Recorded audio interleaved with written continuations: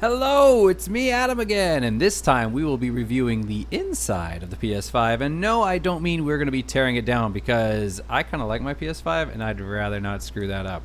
What we're going to be doing is working with the user interface and actually going over all the different features that it has on the inside, or at least some of the features that it has. So, with no further ado, let's get going.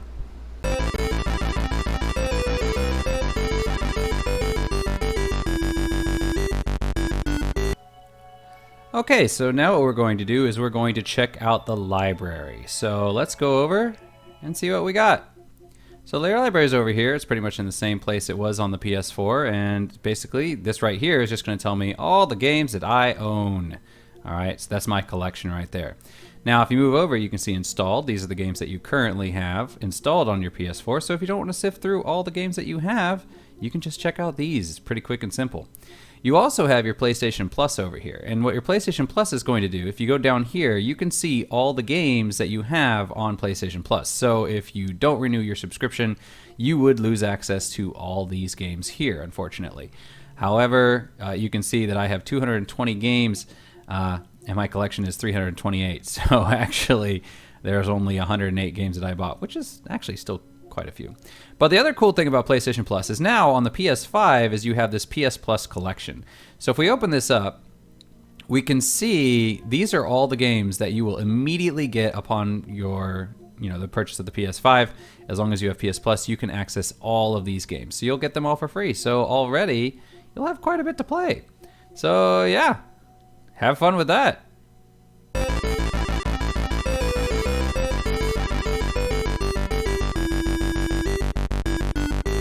So now what we're going to do is we're going to test some load times in the games, alright? So if I were to come over here and start Astro's Playroom, we can see that we got a little bit of splash page here, and then got the little demo thing. We can skip that. Game starts right up. And we are already right in the game, so we can see, here we go to our load screen. And boom, that is how fast we can get into the game. Alright, so, oh, sorry, I need to let him out, I guess. Okay, very good. Alright, and we are right into the game. That is nice and fast. Now, a cool feature of the PS5 is if you go down here to Switcher, you can actually switch between your games really quickly. So if I were to switch to Assassin's Creed, go play, then it would just immediately load up Assassin's Creed. And there's the opening splash page. Now, this part right here, this warning does not show up on the PS5. This only shows up when I'm doing it in remote play. I don't know why.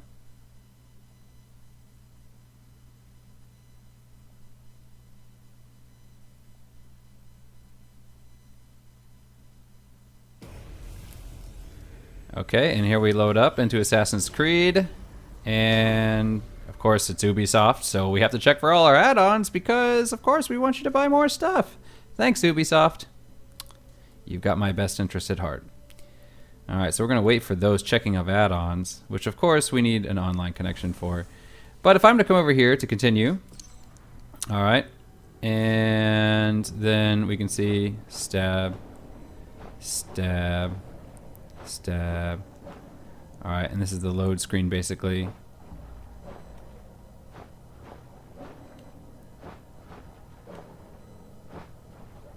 Alright, and you can see that there's still obviously load times. Now this is actually still quite a bit faster than it is on the regular PS4, so it is significantly faster. That was actually a longer load time than average. Usually I don't have quite that much time, so that was a relatively longer load time.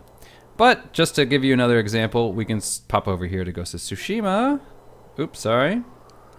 And see how load times work for a PS4 game that is not optimized, supposedly, for the PS5. So let's go ahead and see.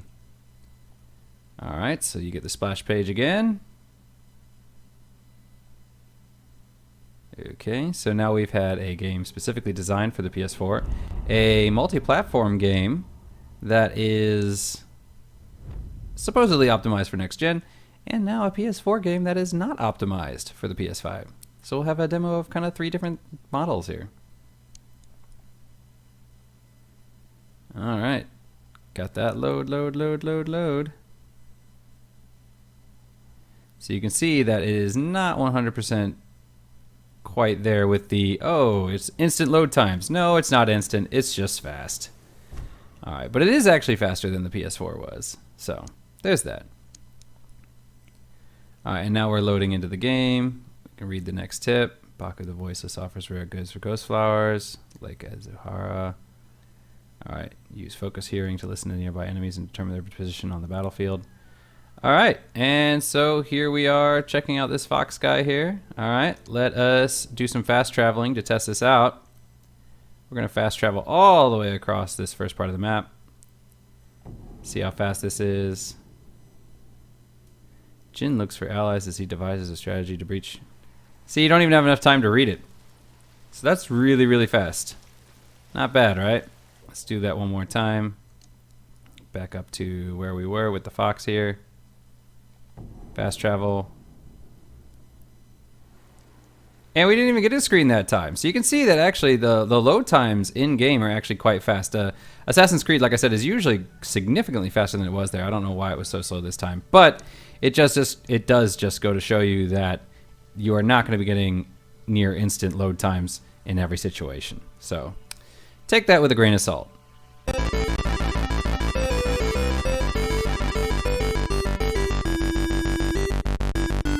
Okay, so now what we're going to be doing is we are going to be demoing the haptic feedback on the DS5. Now, my DS5, as you can see, has silicone casing on it. I had to cut it out. I didn't feel it was very comfortable for some of these buttons, so I did kind of trim it myself. But overall, you're actually going to still be able to feel all the haptic feedback through it. So that's good. All right, so we're going to go into Astro's Playroom because that is the one that basically is going to give us our haptic feedback demo. So we're going to let this load up. Okay, and there is still some load time here. So we are going to wait for that. All right, press any key, or press any button rather. All right, now you can't see it, but it is vibrating slightly. And you can feel the vibration moving across it, which is really, really cool. All right, so we're going to do the controller demo because that's what's really going to demo what this controller can do.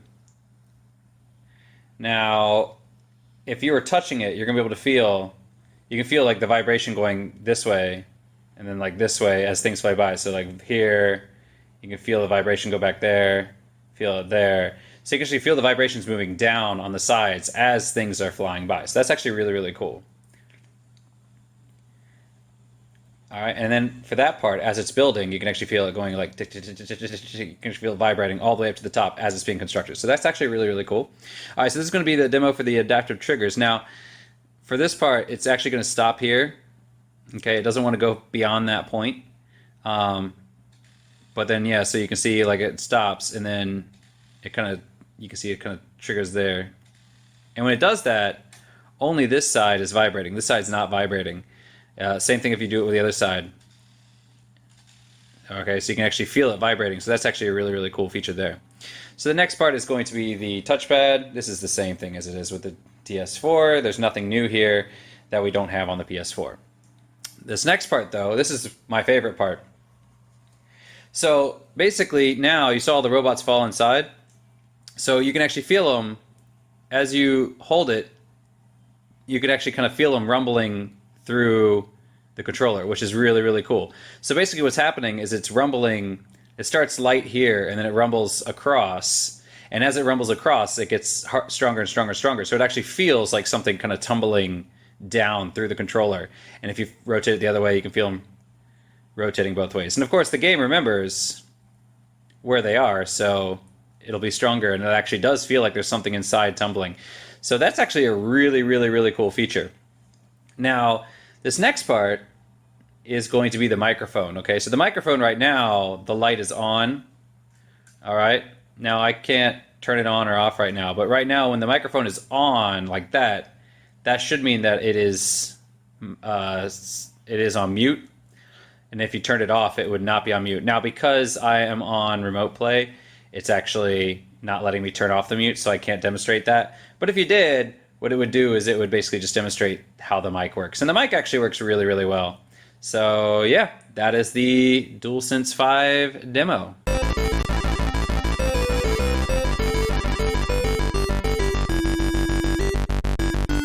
Okay, so now what we're going to do is we're going to check out this little bottom bar at the bottom. So if I tap the PlayStation icon on the DS5, we're going to see it's going to have these, you can look at your groups, you can look at news, you can look at your video clips. This is the media you've recorded. And down here we have home. Home's just going to take you to the home screen here. We also have switchers. So switcher, what that's going to do is if you're playing a game, you can actually just switch real quickly to the games that you've recently played. So it seems to only have 2 at a time. It also has your most recently used apps, so you can switch to things that you use pretty regularly. Moving over, we have our notifications, so that's going to tell us all the information that we need. All right, Ghost of Tsushima has been installed. It's going to tell us our game base, so this basically tells us who our friends are. We're going to have music, so you can check out any music you have on your PS5. Your sound, all right, so you can change your outputs and whatnot. You can set your mic to mute or unmute. Unfortunately, because it's on remote play, I cannot have it unmuted, so that's unfortunate.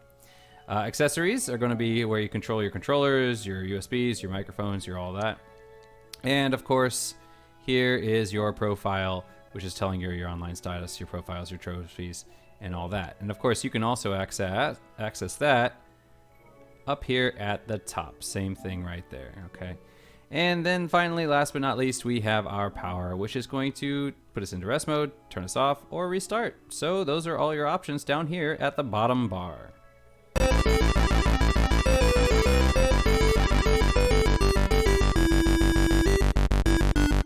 Okay, so now to check out media. So if we come up here to the top, we can click over to media. All right, and that's going to give us right here. It has all of our apps right here. It also has things that are recommended for you, such as things on Twitch, what's trending on Netflix, YouTube recommended, Prime Videos, Apple TV, all that sort of stuff. So fun. You can also come up and select the app that you wish, or you could come over here to your app library where it would list off all your apps. Now, I only have 4, so that's why it's only displaying 4 here on the bar. However, there are other apps that you can download, such as Prime TV, which I do not have, Apple TV, and if you are in America, Disney Plus, but unfortunately we don't have that here, so that's not an option. But still, if you want to watch a movie or check out something, there's your options.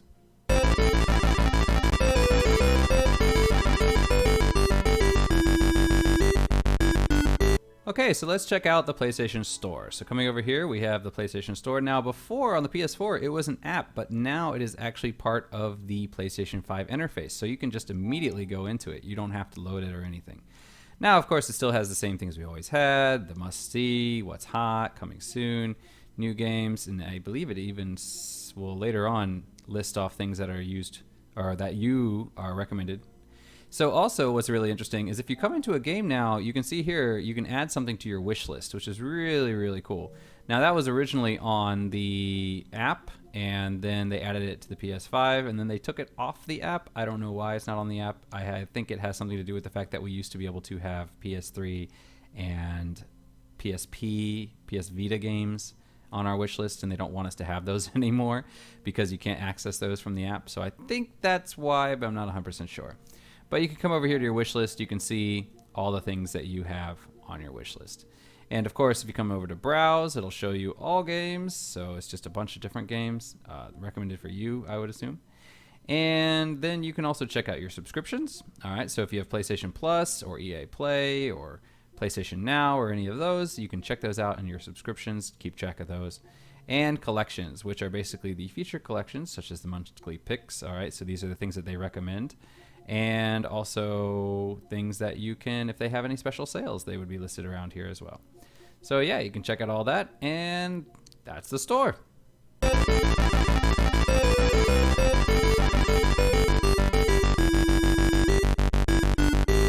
Okay, so now we're going to check out our recording options. So if I were to hit the share button here on the controller, it brings up my record options down here. Now, because I'm on the main game, I do not have the options to actually record the dashboard. However, save recent gameplay would be, for instance, if you've been playing, I believe it. Actually, you know what? Let's go and do that.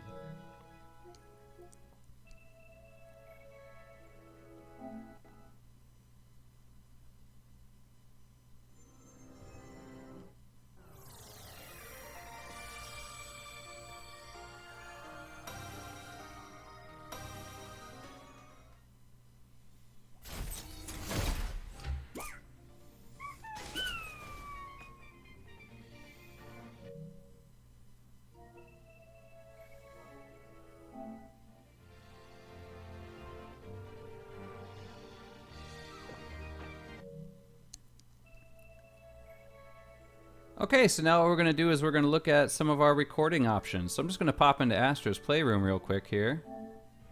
Okay, and if I hit the share button, what I'm going to see down here are these three options. So save recent gameplay, take screenshot, start new recording. Now if I set save recent gameplay, what it's going to do is it's going to shave a short clip, all right? So it can tell me how long my current clip is. All right, a short clip should be about 30 seconds or so. All right, I can also come down here to take screenshot. Oh, just takes a picture of whatever is on my screen currently. And I can do start new recording. Now, if I do start new recording, you can see at the top, there's a little recording thing. It tells you how long you're recording. And whenever you're done, just hit the share button again. It'll pause the game usually, and you just hit stop recording. And it saves it over here, which you can go back and watch at any time. All right, so if I wanted to watch that, I can see it right there. All right, okay. And if you wanted to broadcast, you would come over here. All right, and you could set up your broadcast, whatever you want to name it. All right, and we'll check out the broadcast options in a bit, but capture options here, you can set your options. So for example, how big do you want your video to be? Or do you want it to be MP4 or WebM? You know, do you want you to include your mic's audio, not include it? Do you want to include other people's audio? Don't include them. HDR, do you want that or not? So those are all your options for recording.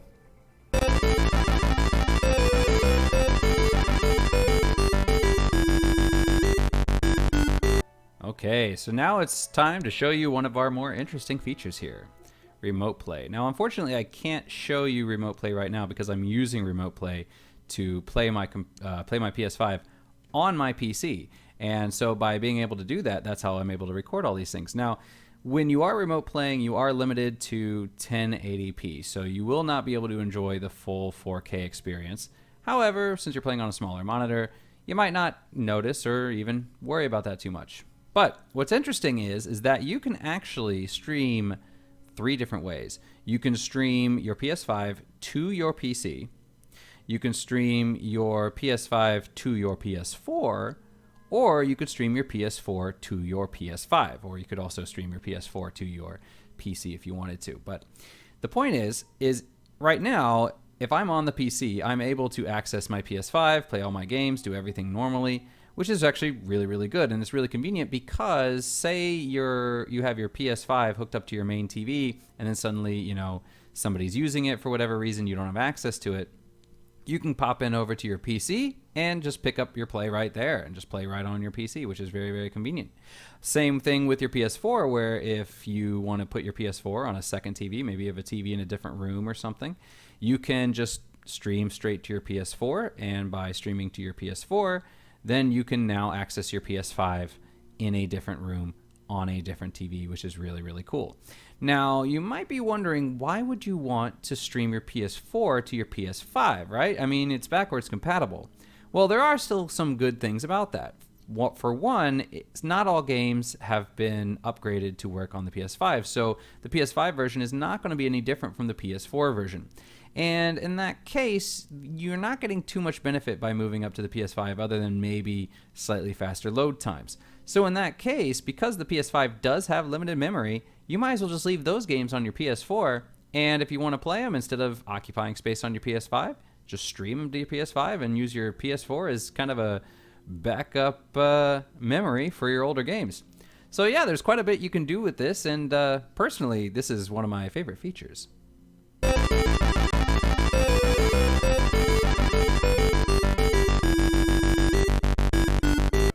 Okay, so now we're going to explore through the settings. Alright, so we're going to come up here to the top, come over here to settings, and we're going to click on that. We're going to see all of our beautiful settings here, alright? So we have our user guides and all that. We have accessibility, network, all those normal things. Users and accounts, alright? So if you have multiple users or whatever. Family and parental controls, so you can set, you know, time limits and that sort of thing. I don't have children, so I haven't messed with that. System, which is just kind of your general everything. All right, and of course, if you want to use Remote Play, you do have to turn it on. So do keep that in mind. However, what is actually really cool is on the PS4, you actually had to link devices. Now, as long as Remote Play is enabled, anything that has access to your PSN account will automatically be able to use Remote Play. So you don't have to worry about connecting your devices that way. Storage, just, you know, what it normally is, store all your stuff. Sound options, you know, where the microphone comes in, audio output, volume, that sort of thing. Screen and video, you know, all your normal stuff there. Moving on to accessories, controlling your, you know, your controllers or your keyboards or what else you have. Notifications, you can set what kind of notifications, when do you want them, show them, display time, you know, that sort of thing. What kind of things do you want to be displayed? What kind of things do you not want to be displayed? Okay, so you can look at all that. All right. And captions and broadcast is probably the one you really want to look at the most if you're going to be streaming like me. So captures is basically just, you know, if you're going to take a video or a picture.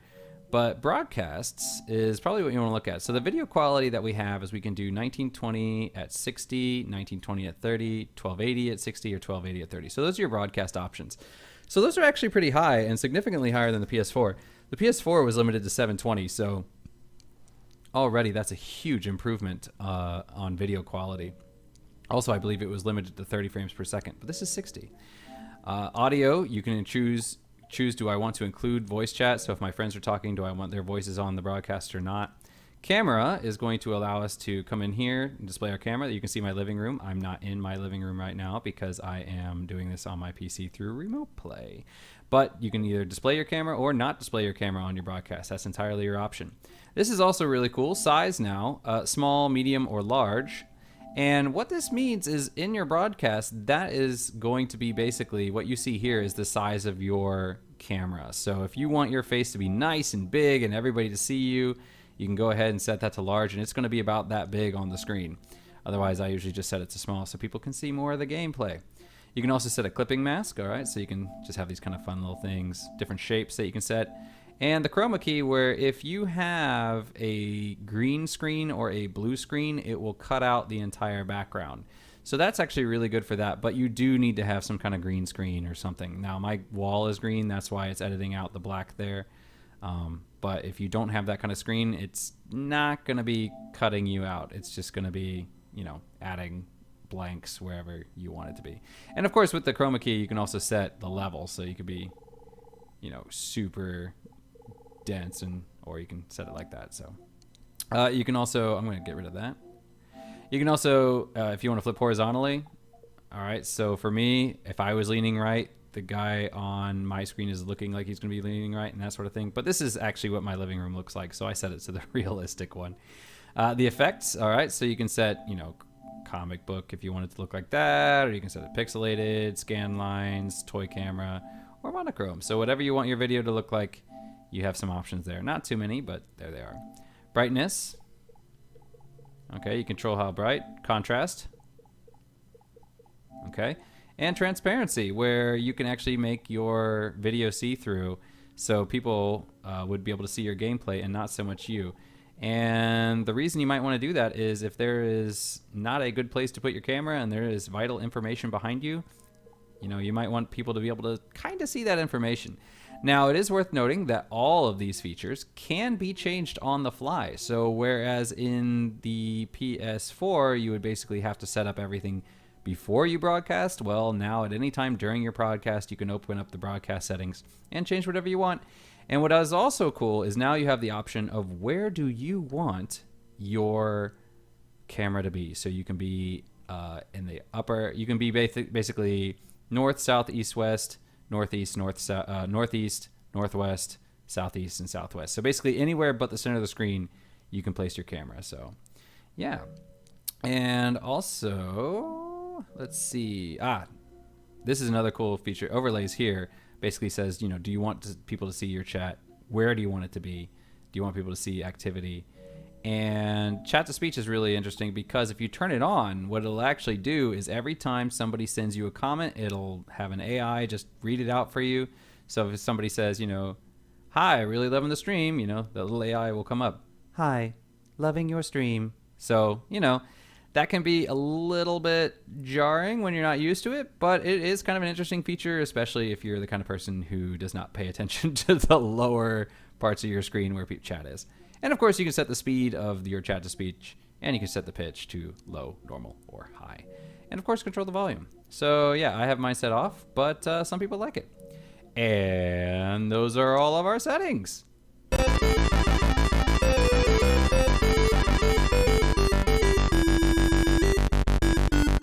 Okay, and last but not least, we are going to cover how we install games. Now, if you're installing from a disk, it'll automatically just install it, and it will look online to see if there is an updated version. So if you have a PS4 disk, but there is a PS5 version of the game, you can just go on there. Now, what's also really cool is if you wanted to play a game, now Assassin's Creed is already installed on my system, but when you install it, what you would have to do is you could just pop in over here to this here, and basically you can set it to the PS4 version or the PS5 version. So if there's multiple versions, you click on this and it will allow you to choose which version you want to install. Okay, so currently I'm set to the PS5 version.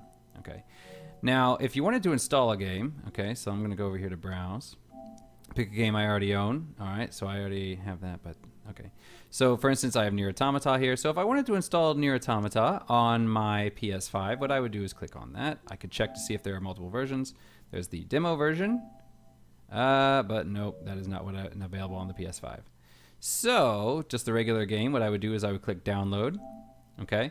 And we can see there it is starting to download, and the download has begun. Now, at any point, if you want to check your downloads, just click the PlayStation icon on the DS5 and come down here to downloads and uploads, okay, and click on that, and you can see your game. Now, what you'll notice here is there's actually two bars, okay? There's not just one bar. Now, that first bar, the one that's on the left, that is the playable bar. So once it has finished completion of that bar, you can play the game.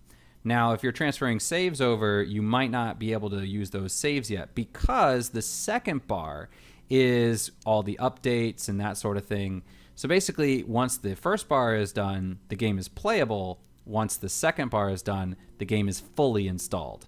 So you can play it in a not fully installed game. And this is similar to what we've seen on PC, where some games can partially install to a playable state and then later on fully install. So this is a really cool feature, and you'll be able to get into your games a little bit faster this way. So yeah, I think that's really cool. But overall, installation times are actually pretty quick. And of course, you can always install when it's in sleep mode. And if you have the app on your phone, you can set the game to install while you're away, and it will begin installing while it's in sleep mode. And the app will actually update you. It'll send you an update when the game is ready to play. So yeah, that's really convenient when you're sitting at work or at school or wherever, and you just click it, set it to download, and you know, a few minutes or an hour later or so, it'll say blah blah blah is playable. So yeah, I think that's a pretty cool feature too.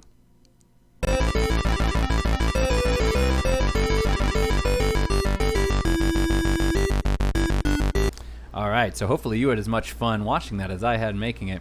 Hopefully that gives you a better idea of kind of how the PS5 works, and maybe gives you an idea of whether you want to get one or not. So, hopefully you enjoyed our video.